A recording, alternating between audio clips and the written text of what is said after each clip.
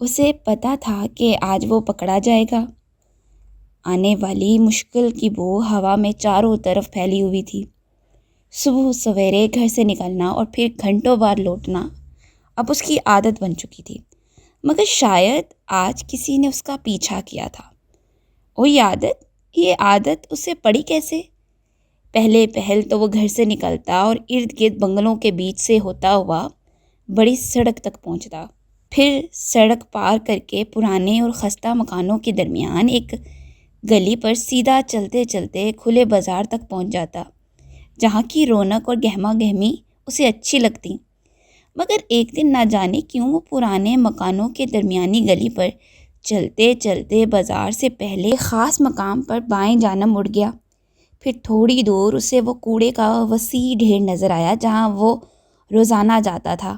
اسی کوڑے کے ڈھیر پر اسے وہ دونوں کھیلتے ہوئے ملے جن سے اب وہ روزانہ کھیلے جاتا تھا۔ چھوٹے چھوٹے ہاتھ، ننگے پاؤں، معصوم چہرے، شرارتی آنکھیں۔ پہلے دن تو وہ انہیں دور سے ہی دیکھتا رہا۔ وہ کبھی اپنے چھوٹے چھوٹے ہاتھوں سے کوڑے کو کریدتے اور اس میں سے ملنے والی اشیاء اپنی بڑی بڑی نیلی بوریوں میں ڈالتے، بوریاں جو ان سے بھی بڑی معلوم ہوتی تھیں اور جنہیں جب وہ کمر پر لادتے تو پوری نہ اٹھتی اور زمین پر گھسٹتی رہتی۔ اور کبھی سب کچھ چھوڑ کر کھیل کود میں لگ جاتے، ایک دوسرے کے پیچھے بھاگتے یا کسی ڈبے کو گیند بنا کر کھیلنے لگتے۔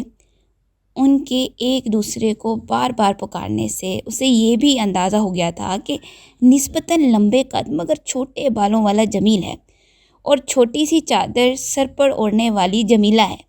یہ چادر جو جگہ جگہ سے پھٹی ہوئی تھی، کبھی سرکتی جمیلہ کے کندھوں پر آ جاتی اور کبھی کھیل کے دوران بالکل ہی زمین پر پڑی ہوتی، تب اس کے لمبے بھورے بال صاف نظر آتے۔ پہلے دن اسے یہ بھی اندازہ ہو گیا تھا کہ وہ دونوں کام اور کھیل کے بیچ کنکھیوں سے اس کی طرف دیکھ رہے تھے، اور دوسرے دن وہ ان کے ساتھ کھیلنے لگا تھا۔ پھر وہ دن بھی آیا جب اس نے انہیں لڑتے دیکھا۔ اس دن جمیل کو کوڑے کے ڈھیر پر خراب انگوروں کا ایک گچھا ملا تھا، جن میں سے ایک کا دانہ بالکل صاف تھا۔ جمیل اس صاف دانے کو دیکھ کر خوشی سے اچھلا تھا اور جمیلہ اس کی طرف بھاگی تھی۔ اپنے انگور کے دانے کو بچانے کے لیے جمیل نے جمیلہ کو دھکا دیا تھا۔ وہ منہ کے بل گری تھی اور پھر زور سے روئی تھی۔ جمیل گچھا چھوڑ کر جمیلہ کی طرف بھاگا تھا اور پھر اپنے پھٹے ہوئے کرتے کے کونے سے اس نے جمیلہ کے ہونٹ سے بہتے ہوئے خون کو روکا تھا اور اپنے ہاتھ سے جمیلہ کو انگور کا دانہ کھلایا تھا۔ دانہ کھا کر جمیلہ اپنا درد بھول گئی تھی اور اس کے ننھے چہرے پر ایک خاص تازگی آ گئی تھی۔ یہ جھگڑا، یہ خون، یہ تازگی، اس نے ان دونوں سے کچھ فاصلے پر بیٹھ کر دیکھے تھے۔ یہ شاید اسی لیے اگلے دن گھر سے نکلتے ہوئے اس نے ایک ایسا کام کیا تھا جو اس سے پہلے کبھی نہیں کیا تھا۔ اس نے اپنے ہی گھر سے چوری کی تھی اور پھر کرتا چلا گیا تھا۔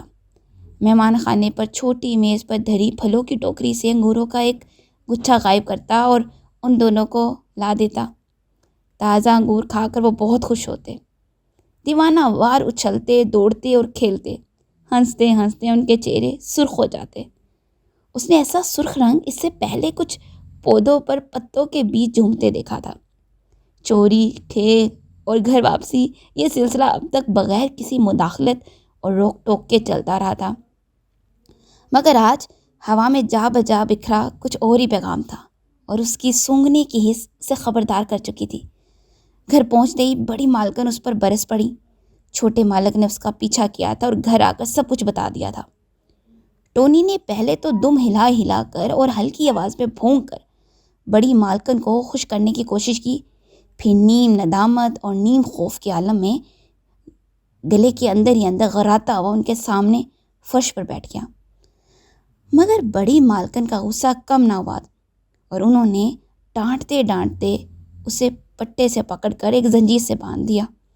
اس سے پہلے اسے بہت کم اس زنجیر سے باندھا گیا تھا۔ کئی دن تک اس نے اس مصیبت سے جان چھڑانے کی دیوانہ وار کوشش کی اور بھونک بھونک کا شور مچاتا رہا۔ جمیل اور جمیلہ انگوروں پر لڑ رہے تھے۔ جمیلہ گر جائے گی، اس کے ہونٹ سے خون نکلے گا، درد ہوگا، وہ روئے گی، مگر کسی نے اس کی طرف توجہ نہ دی اور دھیرے دھیرے اس کا شور کم ہونے لگا۔